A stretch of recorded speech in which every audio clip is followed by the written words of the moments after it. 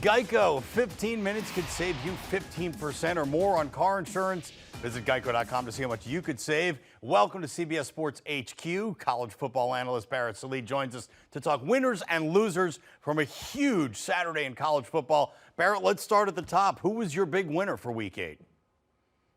Well, it was the late night winner. It's TCU. It seems like every single week for the month of October, TCU has had big game after big game. They dig themselves into a 28-10 hole against Kansas State, a really good Kansas State team. And then Max Duggan takes over and this team fights back. I mean, this is look, championship level teams can't live this way, continuously digging themselves into a hole.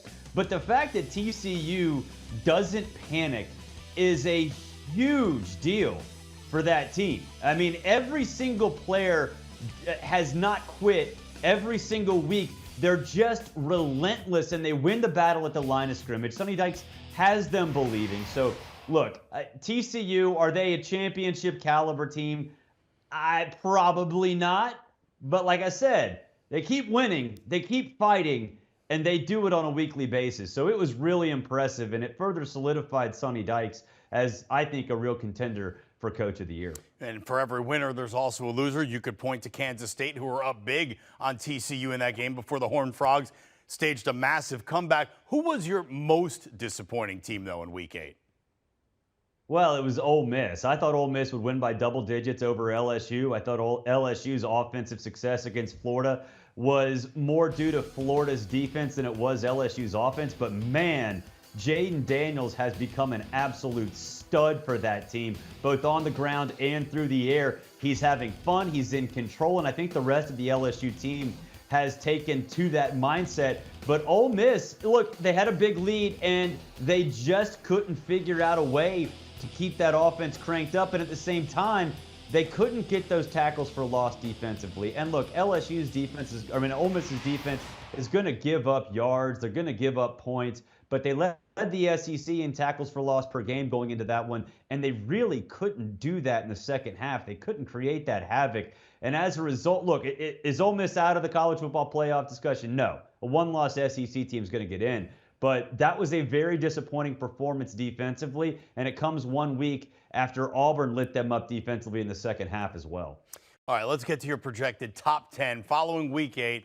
What do you expect to see in Sunday's poll? Yeah, I don't think you're going to see a lot in the top 3 or top 4. I think Georgia, Ohio State, Tennessee, Michigan, those stay the same. I think Alabama's going to jump Clemson because Clemson played so sloppy, and more importantly, it was DJ Uiagalelei who played sloppy, and that was what happened last year. He'd been okay this year, but that was another bad performance in the win over Syracuse. TCU's going to stay steady. Oregon's going to jump up because Oregon's win over UCLA was huge. And then Oklahoma State, USC was off, but they're going to sneak back in. So I think the biggest thing is that Alabama is going to jump over Clemson because Alabama had a shutout through 59 minutes and 59 seconds. And the fact that, yeah, it was Syracuse, but I think a lot of voters recognize Syracuse as a little fraudulent, plus some of the same issues that plagued Clemson last year popped up again this week. All right, floor is open now. It is time for the Geico 15-second statement. What do you got for us? My bold statement, Oregon is making the college football playoff. Wow. Their toughest test for the rest of the season is a Utah team. A game, it's in Autzen Stadium. We know they're really tough. Oregon's tough in Autzen Stadium. They're going to win out, win the Pac-12 championship, and a conference championship matters to those selection committee members. So Oregon's going to make the college football playoff.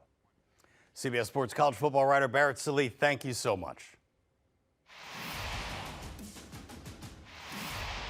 Do you want a sports network that delivers everything that matters about the game? The highlights, the picks, the instant analysis, no yelling, no fake debates, no politics. Hit the subscribe button and never miss a moment.